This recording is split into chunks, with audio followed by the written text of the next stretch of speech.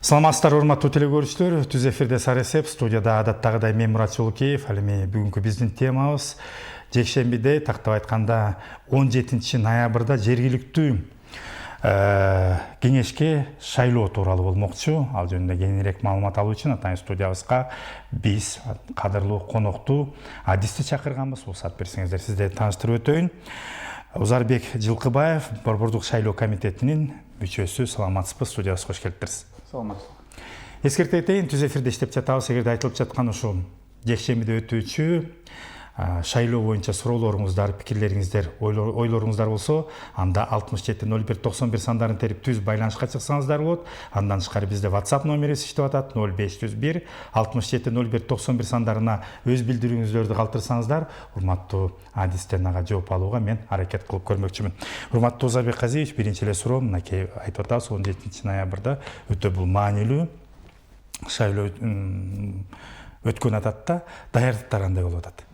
Рахмат, биринчиден ушул студияга чакырып, шайлоочуларыбызга, калкка маалымат жеткирүүгө көмөк көрсөтүп, колдоп аткан ушул шайлоо компаниясына жиберүүгө катышып аткан сиздерге дагы чоң ыраазычылык билдиребиз. 17 ноябрь 2024 жылы жергиликтүү кеңештердин депутаттарын шайлоо болот. Жалпы Кыргызстан боюнча бул көп жылдардан бери мындай болуп келген, анткени кеңештердин бир бөлүгү бир убак маалда шайланса, калганы дагы башка маалда шайланса да, бир күндө бул жалпы болуп атат. Даярдыктар баягы календарлык планда бекитилген талаптардын баардыгы өз убагында келип атат. Талапкерлерди сунуштоо, аларды каттоо, үгүт кампаниясы, биздин жергиликтүү комиссияларды, мисалы участкалык комиссиянын мүчөлөрүн, ошондой эле аймактык шайлоо комиссиянын мүчөлөрүн окутуу, маалымат жеткирүү, жабдуулар менен камсыздоо боюнча баардык иш-чаралар баягы өзүнүн убагында келип атат да. Андан тышкары биз ошо саясий партиялар, шаардык кеңештерге катышып аткан саясий партиялардын өкүлдөрүн дагы, талапкерлерин дагы окутуулар жүрдү. Анткени бул шайлоо бир аз өзгөчөлүктөр менен өтүп атат. Кандай өзгөчөлүктөр? Мурункуга караганда. Айта кетсе, мисалы, айылдык кеңештерге депутаттарды шайлоодо мурун 1000 сом күрөө бар болчу да, шайлоо күрөсү. Ошону алып салды азыр. Жок. Айылдык кеңештерди алып салды. Анан мөөнөтү мурун 4 жылга шайланчу депутаттарчы. Жергиликтүү кеңештен азыр 5 жылга шайланып атат. Ал эми шаардык кеңештерге келсек, ал жерде жанагы 7%дык босого бар эле. Баягы шайлоодон кийин добуш алганда 7%дан жогору алганда өтчү. Азыр 5%га түшүрүлдү. Бул дагы ушу элдин, шайлоочулардын ошол жергиликтүү кеңеште өзүнүн өкүлдөрүнүн мындай өкүлчүлүгү көбүрөөк болсун деген максатта жогорку кеңеште ушундай мыйзам кабыл алынган, өзгөртүүлөр. Андан тышкары баягы талапкерлер чыгып атканда билесиздер, мурун талапкерлери канча болсо мандат ошо 1,5 эсе көп берчи да, тизменич. Азыр болсо канча мандат болсо ошончо беришти. Мисалы, Бишкек шаарында 51 мандат болсо, ошо 51ге чейин сунушташты талапкерлердин санын. Анан бирден жанагы ден соолугунан мүмкүнчүлүгү чектелген жарандар сөзсүз түрдө болуш керек ал жерде. Анан эми мурунку эле талаптар жанагы гендерлик дегенчи. Мисалы, ошол тизмеде бир жыныстын өкүлдөрү баягы 70%дан ашпаш керек. Ал деген тизмеде мисалы биринчи, экинчиси айымдар болсо, үчүнчүсү сөзсүз түрдө эркектерден болуш керек. Или биринчи, экинчиси мырзалар болсо, үчүнчүсү айымдардан болуш керек да. Ошондой талаптары бар. Анан бул жаңылыктар боюнча да анан негизи эле шайлоонун шарттары боюнча кеңири тренинг, окутуулар жүрдү. Бүгүн дагы кимдерге жүргүзүлдү? Ошол талапкерлерге, өздөрүнө, байкоочуларга, шайлоодогу жана ыйгарым укуктуу өкүлдөрүнө, партиялардын талапкерлерин, ошондой эле байкоочуларга, анан талапкер партиялардан тышкары билесиздер, коомдук байкоочулар да бар. Мисалы, коомдук уюмдар, же болбосо эл аралык байкоочулар бар. Алар дагы өзүнүн каалоосун бергендер да, коомдук уюмдар. Бүгүн ушул боюнча да тренинг өткөрдүк Бишкек шаарында. Ушу байкоочулар эмнеге көңүл буруш керек?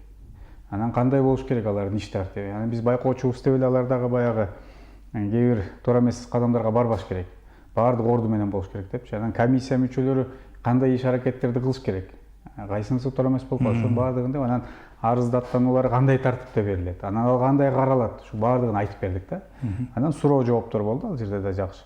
Анан муну биз региондордо дагы негизи эле жалпы ушул шайлоочуларды дагы шайлоого тартуу боюнча, кызыктыруу боюнча бир топ иш аракеттерди кылдык да. Жанагындай жолугушуулар, Ана билесиздер, быйылкы шайлоонун дагы бир өзгөчөлүгү жанагы аралыктан добуш берүү ыкмасы да кирген да.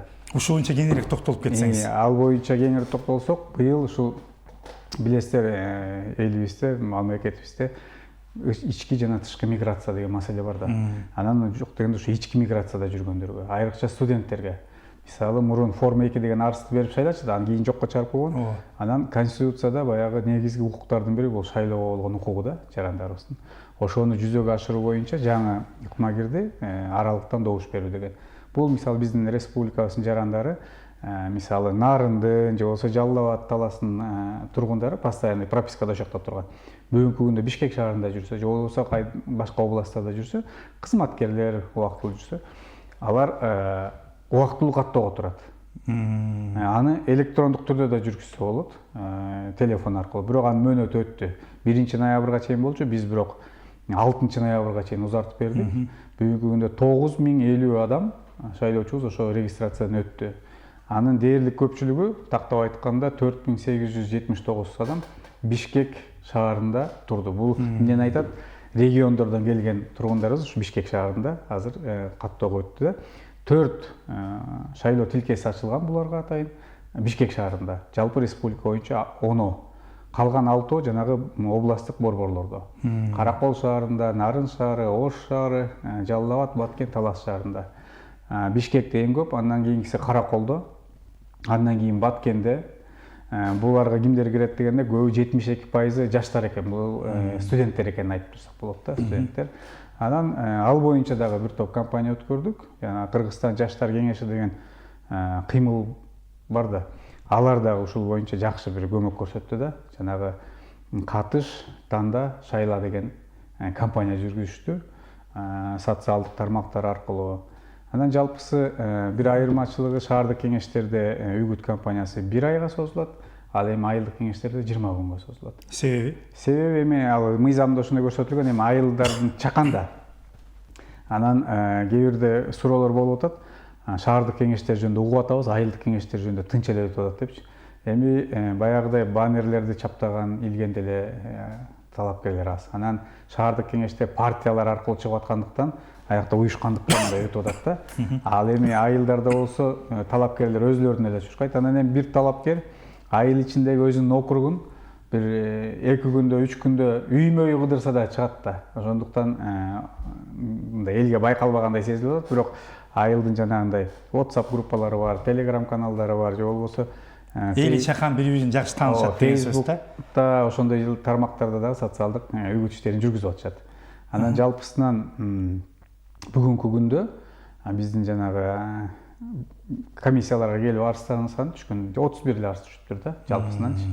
Анан ушул эми акыркы жума болуп бир аз активдешип да баратат десек болот. Үгүт кампаниясы дагы, бири-бирине кичине арыздар дагы, анын ичинен жана 31 арыз түшүптүр, анын ичинен 4-өсү ушу добуштарды сатып алуу боюнча шектенүүгө, анан 9-о жана үгүттөн тартибин бузууга, анан дагы башка маселелер боюнча да. Негизи айтып өттүңүз, урматтуу Узарбек Казиевич, сөзүңүздө ички миграцияда жүргөн адамдар баягы убактылуу каттоодон өтүп шайлоого катыша алат деп. Чет мамлекетте жашаган Кыргызстан жарандары демек шайлоого катышууга мүмкүнчүлүктөрү жок экен да. Бул жергиликтүү кеңештин депутаттарын шайлоодо катыша албайт. Катыша албайт. Анткени ага бир топ каражат керек, шарт керек. Ал эми билесиздер, жогорку кеңештин депутаттарын шайлоодо, анан президентти шайлоодо ал боюнча бир топ иштер аткарылган. 58 участкалык комиссия түзүлгөн чет жактачы. Жалпысынан 80 миңден ашык жараныбыз жана консулдук учетко турган экен. Бирок шайлоого катышкан ошо бир 8500 8800 болгон да, 10% катышкан. Анан өткөн жылы пилоттук режимде баягы электрондук добуш берүүнүн ыкмасын көргөнбүз да. Баткендеги 3 айылдык кеңештин депутаттарын шайлаганда. Мүмкүн келечекте ошол чет жактагы биздин мекендештерге ошондой мүмкүнчүлүк кылса болот.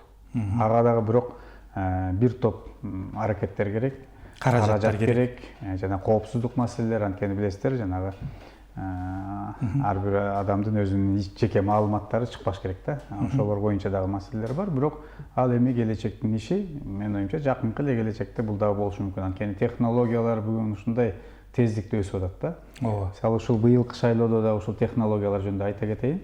Биз кайсыларды пайдаланып атабыз? Мисалы, жанагы биометрикадан өтө турган аппараттарды биз жаңырттык.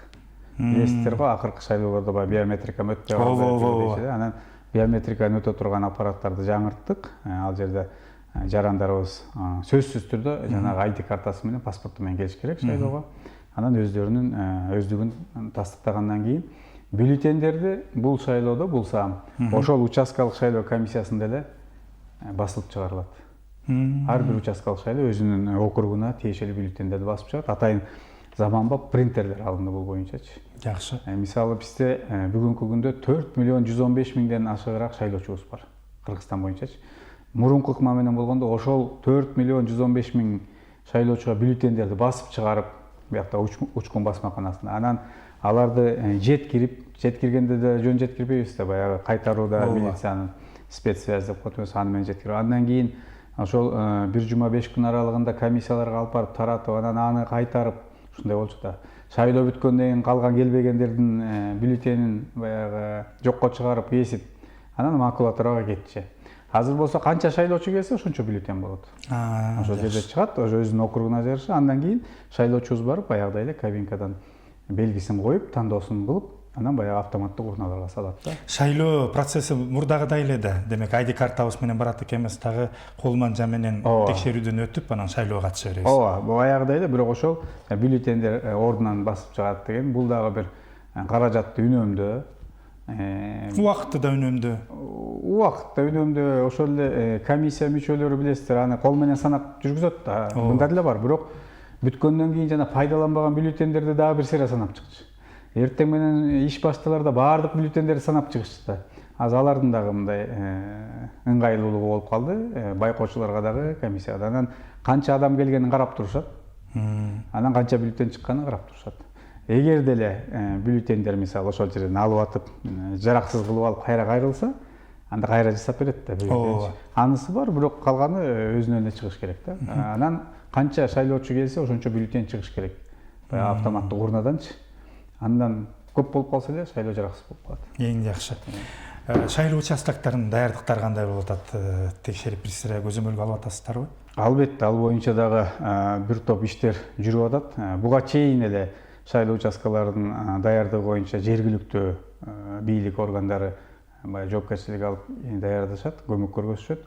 Техникалык жабдууларды болсо биз беребиз, анан калган баардыгын ошол жергиликтүү бийлик уюштурат. Анан билесиздер, жанагы биздин жарандарыбыз ден соолугуна мүмкүнчүлүгү чектелген жарандарга деп пандустарды уюштуруу боюнча дагы бир топ иштер алып барылды десек болот. Буга чейин алып барылган дагы.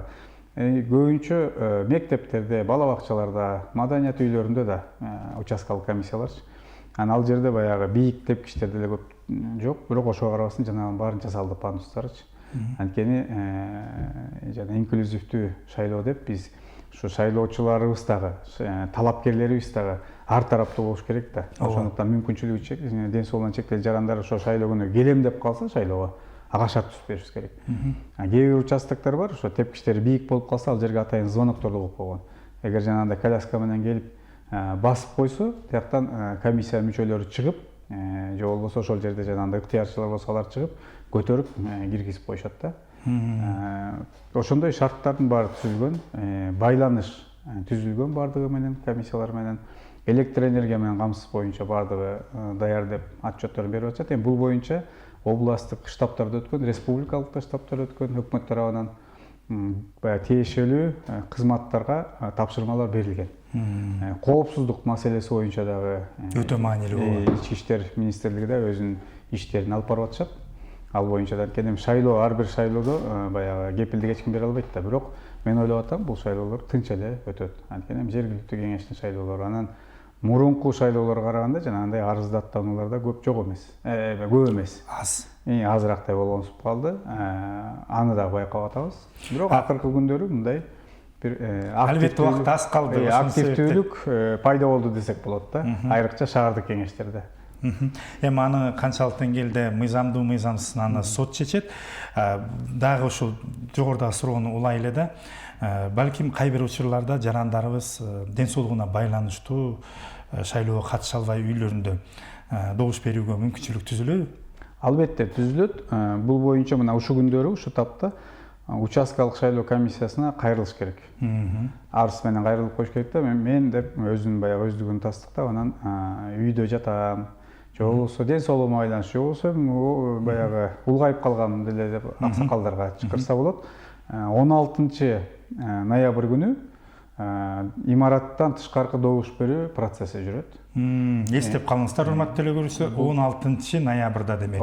Бир күн калганда шайлоого. Ошол участкалык шайлоо комиссиянын мүчөлөрү, алар дагы баягы чүчү кулак менен тандап алышат, ким барат. Мен барам деп эле бирөө чыга барбайт да, өзүлөрү чүчү кулак менен ким барат ошол үйлөрдү кыдырып келет деп. Анан албетте Комиссия түзүлөт атайын, Жок, ошо комиссиянын ичинен. Комиссиянын ичинен баары барбайт да. Мисалы 11 киши болсо баары кетип калбайт да. Ал жерге бирөө эле барыш керек. Алар эме кылат дагы. Андан тышкары байкоочулар, талапкерлердин, саясий партиянын өкүлдөрү кошо барып, карап, анан үйлөргө кирип, добушун алып келишет. Бул биринчиси. Анан үгүт боюнча айтып кетсек, жана 20 күн деп анан аягына чейин чыкпай калдык. 16 ноябрь күнү эртең менен саат 8-де токтойт үгүт. Болгон үгүт. Ага чейинки кылып койгон мисалы бир баннер илип койсо, алар тура берет.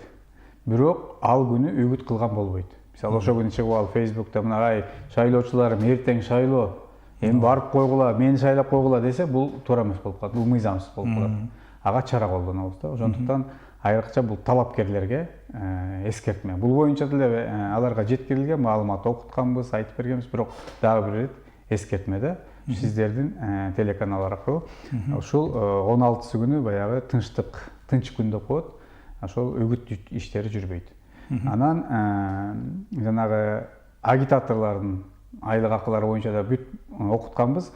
Атайын фонд түзүлөт да, шайлоо фонду. Ошол айлык маянасын фонд аркылуу эле төлөш керек. Фонд аркылуу которуу жолу менен төлөйт. Колмо-кол акча берүү болбойт. Биз билбей калып турбуз деп колмо-кол акча берип койсо, бул одоно мыйзам бузууга кирип калат. Бул жана добуштарды сатып алуу менен барабар болуп калат. Ошондой кылып кабыл алып койсо болот анычы. Ошондуктан биз бул боюнча саясий партияларды, анткени айылдарда эми агитатор деле алышпайт да. Жана айтып кеттим, өздөрү эле кыдырып койсо болот. Баласы же иниси, агасы деле кыдырып койсо болот да туугандар. Шаарларда вот партия аркылуу киргенде үгүтчүлөрдү алышат. Алар ушундай иштерди алып барыш керек. Негизи эле Узарбек Казиевич, мен өзүм Кемин жергесинен болом, мен байкап атам. Мурдагы ушу жергиликтүү кеңешке шайлоого салыштырмалуу 17 ноябрда болчу шайлоого кызыккандар, талапкерлер өтө көп болуп атат да, алыска барбайт. Өзүбүздүн жерибизден эле мен байкап атам, социалдык тармактарда активдүү аябай жарандык добушуну берем деген жарандар көбөйүп атыптыр да. Бул өтө жакшы көрүнүш болсо керек да, салыштырмалуу. Демек, мен ойлойм, элдин дагы шайлоого ачык, таза жүрүп калганынан баягы ынап, туура иштер алдыга жүрүп атканын байкасак, ушундай болот окшойт да. Башка жакта да монитор кылып көрдүңүздөрбү, кандай болуп атыптыр ушу шайлоого адамдардын келем деген демилгелери? Бул боюнча дагы эле ушу коомдук уюмдар менен жанагы биздин улуттук ассамблея барбы? Кыргызстан элдер ассамблеясы. Кыргызстан элдер ассамблеясы. Алар аркылуу, аксакалдар кеңештери аркылуу биз жана айымдар конгресси, аялдар конгресси аркылуу, жаштар уюмдары аркылуу жерлерде жыйындарды өткөрдүк, жолугушуулардычы.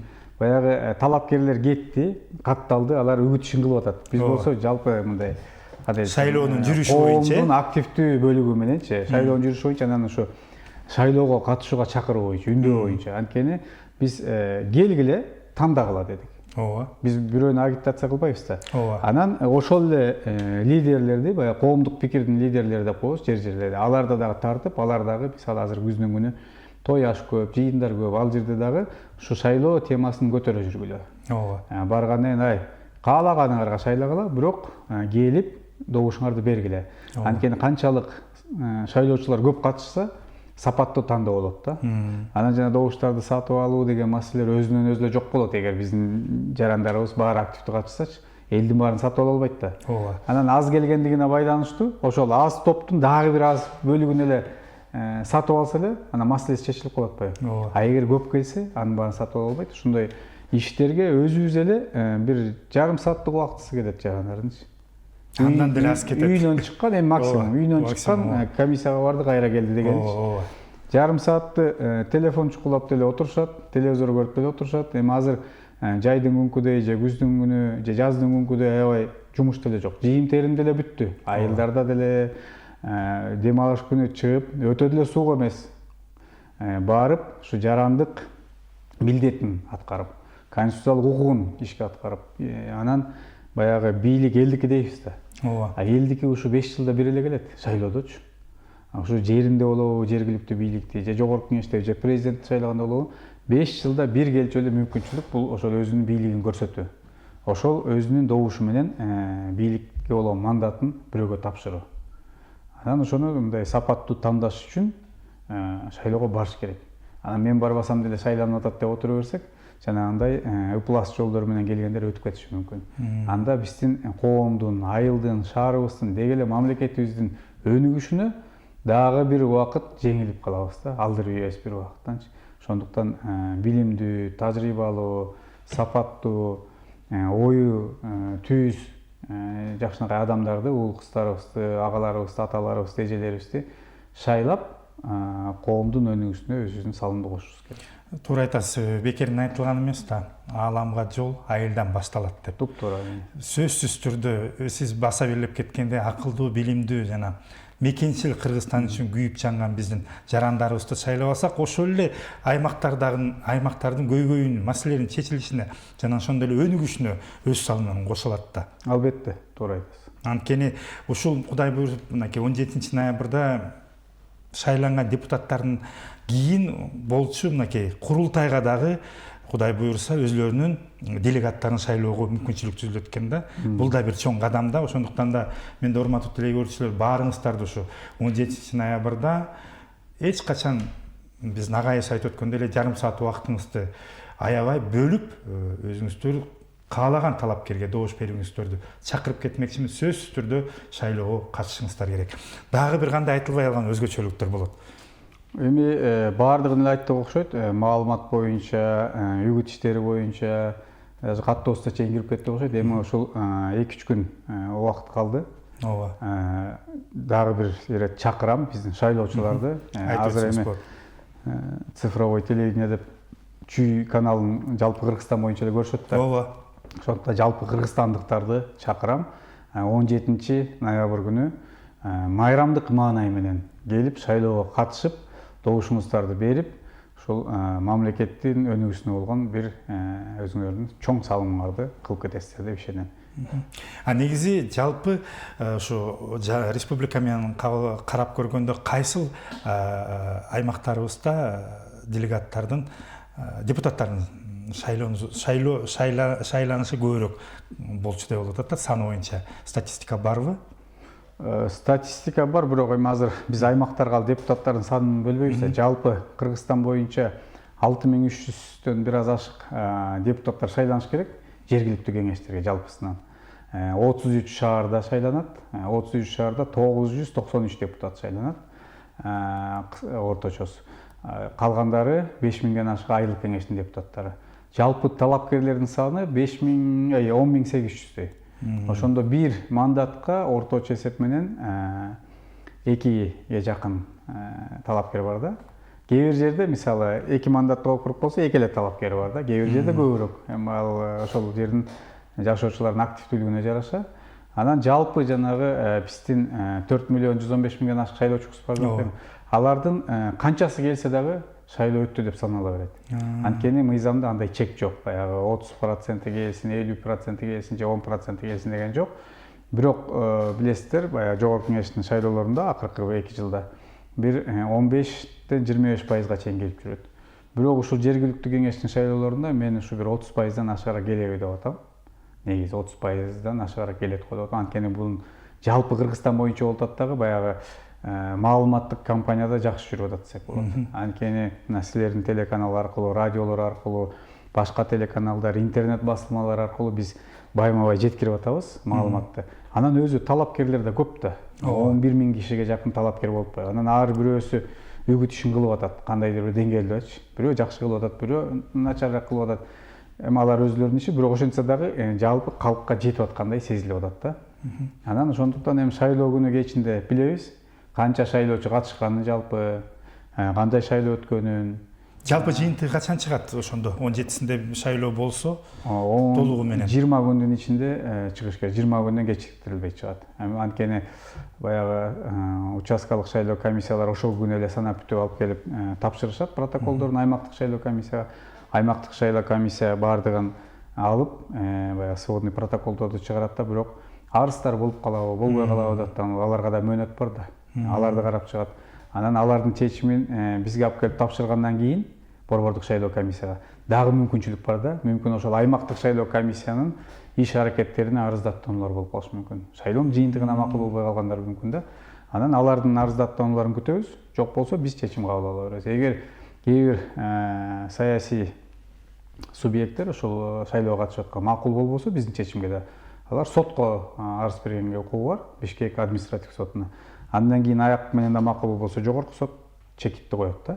Ошонун баардыгын мөөнөтү менен эсептегенде 20 күндөн кечиктирилбей жыйынтык чыгат. Мен ойлоп атам, жергиликтүү кеңештин шайлоолорунда анчалык деле болбосо керек. Мүмкүн болуп калабы, бирок ошентсе дагы баягы өзүнүн мөөнөтүндө биз чыгарабыз чечимдерди. Негизи башында айтып өттүңүз сөзүңүздө ушундай жалпы республика боюнча жергиликтүү кеңешке шайлоо биринчи жолу өтүп аткан экен да. Бир күндө бардык аймактарда. Бул баягы биздеги анын себеби эмнеде дегенде? Административдик территориалдык реформа өтпөдүбү? Өтүп атат десек болот. Жок, ошонун жыйынтыгында жанагы айыл аймактар ирилешти, чек аралар өзгөрдү. Ошол негиз болду кеңештерди тараткангачы. Анан кээ бир айылдар шаарларга кошулду. Мына Бишкектин четинде эле бир 7-8 айыл аймагыбыз кошулбады. Ош шаарында бар, Чолпон Ата, Каракол, көп эле шаарларга дагы ошо тегереңделер кошулду. Анан айылдарда биригип, мурун 484 жергиликтүү өзүн өзү башкаруу органдары болсо, азыр 264 болду. 2 эсе кыскарды. 2 эсе кыскарды. Анын 231 айыл аймактары, 33 шаардык кеңештер болду да. Ошо менен кээ бир жерде мандат өзгөрдү. Мисалы Бишкек шаары менен Ош шаарында мандаттардын саны мурун 45 болсо, азыр 51ден болду.